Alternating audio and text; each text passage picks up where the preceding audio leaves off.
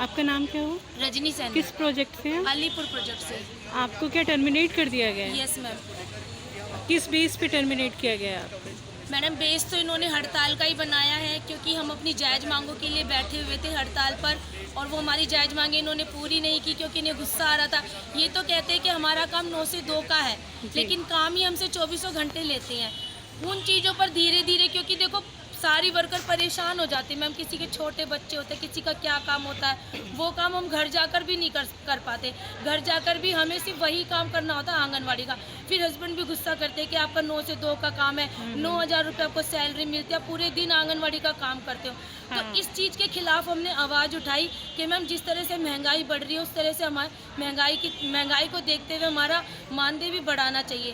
तो इन्हें हमने 6 महीने का टाइम दिया था। इस बीच हमने एक खबरदार रैली भी निकाली थी, एक चेतावनी रैली भी निकाली थी, और सरकार को 5 महीने का टाइम दिया था, लेकिन उन्होंने हमारी किसी ने भी हमारी कोई मांग नहीं मानी। टर्मिनेशन लेटर आपको कब मिला? ये हमें मिला है 5 मार्च को। 5 मार्च को। और तो इस टर्मिनेशन लेटर के अगेंस्ट आपने कुछ बात की है? जी हमने बात की है। हमने हमारे जो सेक्रेटरी सर हैं वहाँ पर बैठते हैं, दिल्ली गेट बैठते हैं, वहाँ पर हम अपना प्रतिनिधित्व पत्र भी देकर आए हैं। उसके बाद हम कश्मीरी गेट गए थे, आज कश्मीरी गेट भी हमने अपना ज्ञापन सौंपा है, और कल एलजी के पास भी अपना ज्ञापन सौंप कर आए। क्योंकि जब एलजी एक दिन के अंदर, एलजी सर और केजरीवाल जब एक दिन के अंदर अंदर कोर्ट से नोटिस लेकर आ सकते हैं, ऑर्डर लेकर आ सकते हैं, और हमारे पर एस्मा लागू कर सकते हैं कि ये एसेंशियल सर्विस है, इन्हें हड़ताल नहीं करनी चाहिए, तो जब वो ये कानून लागू कर सकते हैं तो वो हमारे जो टर्मिनेशन लेटर है वो भी रद्द कर सकते हैं। जी, जब आपसे सारे काम लिए जाते हैं, डेली बेसिस के अकॉर्डिंग आपको सैलरी नहीं दी जाती और आपसे सारे काम लिए जाते हैं, और आपको बेसिक सुविधाएं भी नहीं मिलती, ESI PF जैसी बिल्कुल भी नहीं मिलता मैम।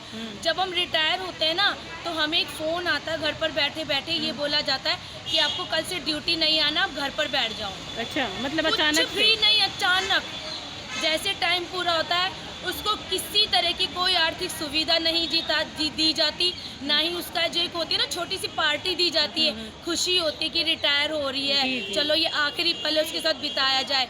कोई कुछ नहीं होता मैम, बस उसे एक फ़ोन जाता है कि आप रिटायर हो गए हो। बिल्कुल कीड़े मकोड़ों की तरह हमारे साथ व्यवहार होता है मैम, और अगले दिन से उसे कोई जानता भी नहीं है कि ये आंगनवाड़ी में काम भी करती थी। इस तरह से हमारा रिटायरमेंट होता है मैम। आप लोगों के साथ हड़ताल में भी कुछ इन लोगों ने अच्छा व्यवहार नहीं किया? नहीं किया मैम, बहुत बुरा व्यवहार किया। जेडी सर ने तो हमें लफंगी और क्या बच्चलन औरतें तक बोला इन्होंने हमें। तो अब आप क्या चाहती हैं? अब हम यही चाहते हैं मैम, एक तो अभी जो हमारी मांग स्थगित हो गई, हड़ताल हमारी स्थगित हो गई है, वो हम 6 महीने के बाद ही देखेंगे जो होगा। लेकिन अभी जो फ़िलहाल 12,700 रुपये हमारा मानदेय किया जाए, वो भी हम देखेंगे कि वाकई में हमें मिलेगा भी या सिर्फ कागजों में रह उसके गया। बारे में कहा जो मोदी जी ने 2018 में कहा था वो रिलीज करेंगे? अब नहीं किया मैम, वो अभी तक नहीं किया, ना उसके बारे में कोई सूचना। अभी भी कुछ भी सूचना कुछ भी नहीं है मैम, कुछ भी। हर तरह से मैडम सिर्फ हमारा शोषण होता है, काम हमसे ले लिया जाता है, और बाद में बोलते हैं कि हाँ हम आपको इंसेंटिव देंगे। साल बीत जाता है, 2-2 साल बीत जाते हैं। अगर कोई वर्कर बोल देती है या RTI लगा देती है तो मिल जाता है मैम, वरना हमें कुछ भी नहीं मिलता। कि इस मसले को लेकर थी कि 38 दिन जो हमारी हड़ताल चली 31 जनवरी से, उसे 9 तारीख के एस्मा के ऑर्डर की वजह से हमें फ़िलहाल सस्पेंड करना पड़ा है। एस्मा का ऑर्डर केंद्र सरकार और राज्य सरकार दोनों ने मिलकर लगाया है, और कहीं ना कहीं क्योंकि स्ट्राइक काफ़ी मजबूत थी और ये स्ट्राइक से डरे हुए थे, तो ये और किसी तरीके से स्ट्राइक पर रोक नहीं लगा सकते थे। लेकिन अब एक काले कानून का सहारा लेकर हमारी स्ट्राइक पर 6 महीने का प्रतिबंध लगाया है। हालांकि मैं बताना चाहती हूँ कि कोई प्रतिबंध हमेशा तो काम आता नहीं है, और सड़कों पे तो हम फिर उतरेंगे। मुख्य बात ये है कि हम जुडिशरी के तमाम दावों की बात भी अगर करें कि वो इंडिपेंडेंट है, वो निष्पक्ष है, वो जनपक्षधर है, इन दावों पर भी अगर हम थोड़ा भरोसा करके चले तो हम एक मौका उनको देना चाहते हैं कि वो दिखाएं कि वो इस देश के आंगनवाड़ी कर्मियों के साथ है, और वो इस ऑर्डर को जो LG ऑफिस से निकला है और दोनों सरकारों की मिलीभगत से निकला है, उस ऑर्डर को रद्द करें, क्योंकि इलीगल और अनकॉन्स्टिट्यूशनल है। एक चीज़ ये भी है कि कुछ लोगों को टर्मिनेट भी किया गया है। जी, वो तो स्ट्राइक के दौरान ही हुआ था। 27 इलीगल टर्मिनेशन हुए थे, और अगर आप उन टर्मिनेशन ऑर्डर्स को देखोगे तो आपको समझ में आ जाएगा कि इनकी इलीगैलिटी कितनी बड़ी है। जैसे कुछ वर्कर्स को तो जिस दिन शो कॉज नोटिस मिला है उसी दिन टर्मिनेशन ऑर्डर भी मिला है। वो हो ही नहीं सकता है। शो कॉज नोटिस के आप वो वक्त देते हैं ना कुछ अपना पक्ष रखने का, कोई डिपार्टमेंटल इंक्वायरी नहीं हुई है, कोई हियरिंग नहीं हुई है, मतलब नेचुरल जस्टिस के भी जो उसूल हैं, मतलब पक्ष रखने का मौका नहीं पक्ष दिया। रखने का मौका ही नहीं दिया। तो एकदम अनकॉन्स्टिट्यूशनल, इलीगल, अनडेमोक्रेटिक किस्म के टर्मिनेशन ऑर्डर्स हैं जो कहीं ठहरेंगे नहीं। और बताया जा रहा है कि माफ़ी मंगवा रहे हैं जो ज्वाइन करने जा रहे हैं। बिल्कुल हो रहा है। कल जो है स्ट्राइक के सस्पेंशन के बाद जब औरतें अपने अपने प्रोजेक्ट्स में गई हैं तो सुपरवाइज़र CDPO से उन्होंने कहा है कि माफ़ीनामे लिखो। मैं आपको कुछ माफ़ीनामे तो हो सकता है मेरे पास होंगे, ये माफ़ीनामे लिखवाए जा रहे हैं।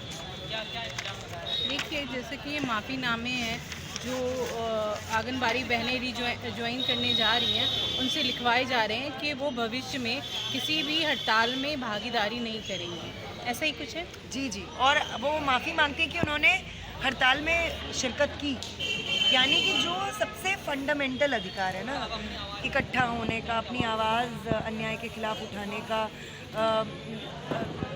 संगठित होने का, उस पर भी जो है ये मतलब चोट है। वो बहनों की मजबूरी का फ़ायदा उठाना चाह रही है। बिल्कुल उठा रहे हैं, लेकिन मैं आपको बताना चाहती हूँ कि हमारी बहनों ने कहीं पर भी इस पर साइन नहीं किया, बल्कि इकट्ठा होकर सुपरवाइज़र CDPOs को ही अपने पैर पीछे हटाने पड़े।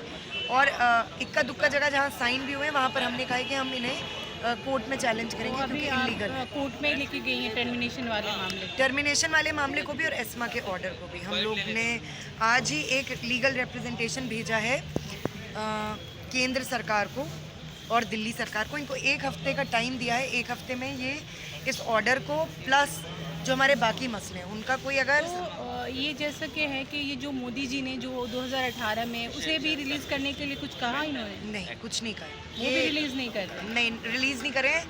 अब उन्होंने तो, केंद्र सरकार ने रिलीज़ तो कभी किया ही नहीं है, क्योंकि वो सिर्फ दिल्ली की प्रॉब्लम नहीं, वो तो पूरे हिंदुस्तान की प्रॉब्लम है। इन्होंने क्या किया, 2020 में ये अपना एक नोटिफिकेशन लाए दिल्ली सरकार कि हम अपना शेयर कम कर रहे हैं क्योंकि केंद्र सरकार ने बढ़ाया। अब इस तरीके से मतलब वो बढ़ के भी उतना ही मिलना था। हाँ, उसके बढ़ने ना बढ़ने का कोई बिल्कुल, औचित्य नहीं मतलब था। कभी आप ये दोनों सरकारें आपस में जो है होड़ करेंगी। अब तूने बढ़ा लिया, मैं अपना वाला हिस्सा कम कर रहा हूँ, वो रहेगा उतना ही हमेशा। तो ये मतलब इतना मजाकिया है ना जो सब चल रहा है। कि आपने महिला दिवस के दिन इतना बड़ा प्रोटेस्ट किया तो उन्हें कुछ न कुछ इनिशिएटिव लेना चाहिए था। बिल्कुल, बट जैसा कि हमने देखा उन्होंने कोई इनिशिएटिव नहीं लिया। वो तो एस्मा का ऑर्डर तैयार करने में बैठे हुए थे LG महोदय के साथ। और नहीं, ये इनका देखिए, ये इनका महिला विरोधी, स्त्री विरोधी चरित्र भी दिखलाता है। अभी नहीं कि इतनी बड़ी लीडर्स हैं, स्वाति मालीवाल, आतिशी मारलेना, कहाँ है वो? एक बयान भी नहीं उन्होंने जारी किया। सरकार भी आपको कहीं ना कहीं दिखती नहीं है कि महिला विरोधी, इतनी बड़ी कैबिनेट में एक भी महिला मिनिस्टर नहीं है। हाँ, वो तो है ही, वो तो है तो ही। इनका स्वभाव ही है शायद। हालांकि देखिए, मैं इस बात से मैं थोड़ा अलहदा व्यू भी रखती हूँ। इनके कैबिनेट में स्वाति मालीवाल या आतिशी मारलेना आ भी जाएंगी तो कौन से गुल खिलाने वाली है? जी जी, गुल तो कोई नहीं होता है ना कि हमारा प्रतिनिधित्व होना चाहिए। हाँ, मतलब महिलाओं का। पूंजीवादी चुनावी राजनीति में इस तरीके की बातें होती है। मैं तो जिस राजनीति से आती हूँ, मजदूर वर्गीय राजनीति,